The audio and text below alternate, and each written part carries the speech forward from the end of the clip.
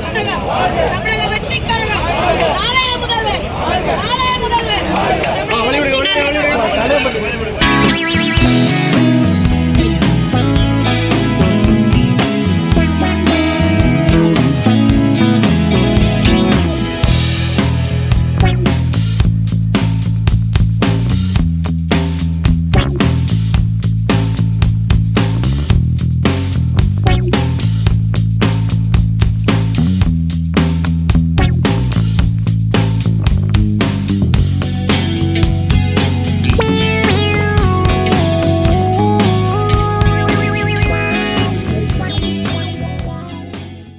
இப்போ தேர்தல் வந்து இன்னும் சில வாரங்களில் தேர்தலுக்கான அறிவிப்புகள் வர இருக்கும் நிலையில் தமிழகம் முழுவதும் எங்களுடைய நிர்வாகிகள் ஒவ்வொரு பட்டி தொட்டியெங்கும் பூத்து வரைக்கும் அனைத்து கிராமங்கள் தோறும் பிரச்சாரத்தை செய்து வருகின்றனர்.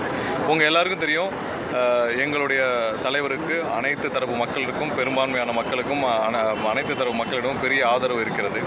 மற்ற கட்சியை போல இன்றைக்கி இருக்கிற திமுகவை போலையோ இல்லை மற்ற கட்சி அதிமுகவை போலையோ பெரிய பணபலத்துடனும் இல்லை பெரிய அளவில் ஒரு பணத்தை பல ஆயிரம் கோடி பணத்தை மக்களிடம் சுருட்டிய பணத்தை வைத்து நாங்கள் அரசியல் செய்யவில்லை. ஒரு புது அரசியலையும் மக்களுக்கான அரசியலையும் செய்ய எங்களுடைய தலைவர் கட்சியை ஆரம்பித்திருக்கிறார். மக்களுக்காக எந்த ஒரு தலைவர் வந்து இதுவரைக்கும் இந்தியாவிலேயே நான் வந்து முற்றிலும் எந்தவித ஊழலும் இல்லாத அரசை கொடுப்பேன்னு சொல்லி ஒரு பெரிய அளவில் ஒரு வாக்குறுதியை கொடுத்து எங்களுடைய தலைவர் அறிவிப்பை வெளியிட்டு எந்தவித அப்பலுக்கற்ற எந்தவித ஊழலும் இல்லாத அரசை தருவேன்னு சொல்லி கடந்த ஒரு நிகழ்ச்சியில் வாக்குறுதி கொடுத்திருந்தார். அப்படி ஒரு தலைவரிடம் இருக்கும் தொண்டர்கள் இன்றைக்கி ஒட்டுமொத்த தமிழகத்திலும் அனைத்து தரப்பு மக்களும் எங்களுக்கு ஆதரவு தெரிவித்து வருகிறார்கள்.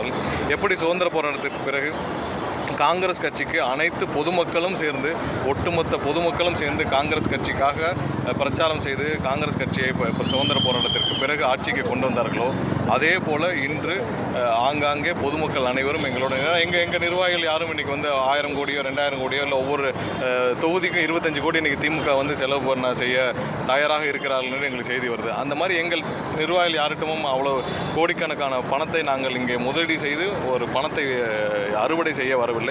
மக்களுக்காக சேவை செய்ய வந்திருக்கிறோம். அதனால் இன்றைக்கி பொதுமக்கள் எல்லாரும் அங்கங்கே வந்து எங்களுக்காக பிரச்சாரம் செய்கிறார்கள்.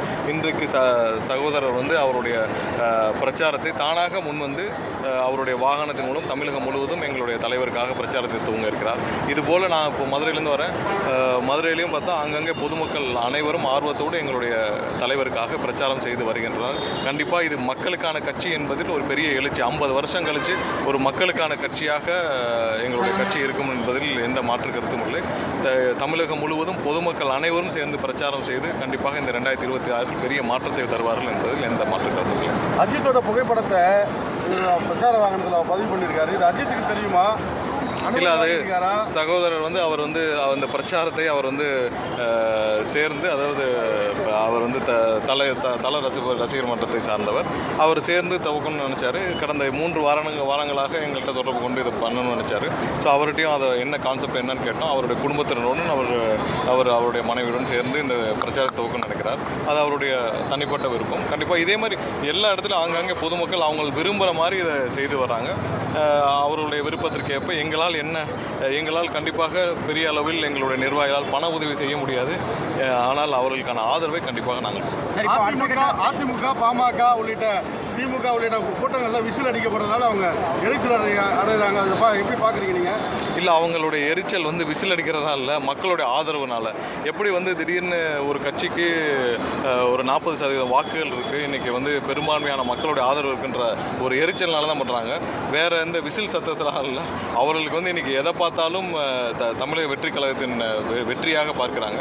அதனால் இது மக்களுக்கான தேர்தல். இது ரொம்ப வித்தியாசமான தேர்தலாக இருக்கும். இப்போ எப்படி வந்து தானாக அவங்க பிரச்சாரம் செய்கிறாங்களோ அதே மாதிரி நீங்கள் தேர்தல் அன்னைக்கு பார்ப்பீங்க, காலையில் 5 மணிலேருந்து ஒவ்வொரு வாக்குச்சாவடியிலையும் பெருவாரியான மக்கள் வந்து பொதுமக்கள் வந்து எங்களுக்காக வரிசையில் நிற்பார்கள். இது ஒரு வித்தியாசமான தேர்தலாக இருக்கும். ஓகே சார், இப்போ வேற கட்சிகள் ஏதாவது நம்ம கட்சி கூட கூட்டணி பேச்சுவார்த்தையில் இருக்கா? ஏற்கனவே பல வருடமாக கூட்டணியில் இருக்க கட்சிகளுக்குள்ள பிளவு ஏற்பட்டுக்கிட்டு இருக்கு.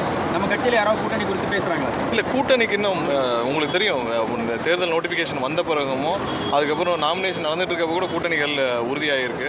இன்னும் அதுக்கான நாட்கள் இருக்குது. ஏன்னா இறுதி நாட்களில் தான் பல விஷயங்கள் மாறும்.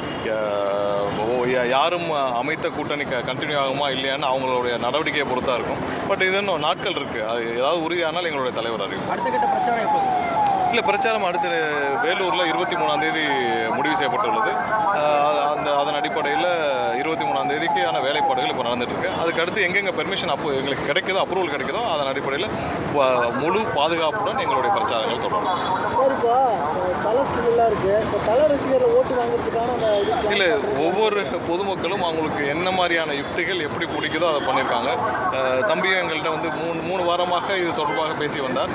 நம்ம அப்புறம் அவருடைய நியாயமான பிரச்சார யுக்தி மனசில் வச்சு தான் பண்ணோம். வேறு ஏதாவது கேள்வி? போட்டுக்கலாமா சார்? ரஜினி, கமல் கூட ஓட்டிக்கலாமா? வேறு ஏதாவது? சரி, ஓகே, அதான் துவங்கிக்கலாம். நன்றி.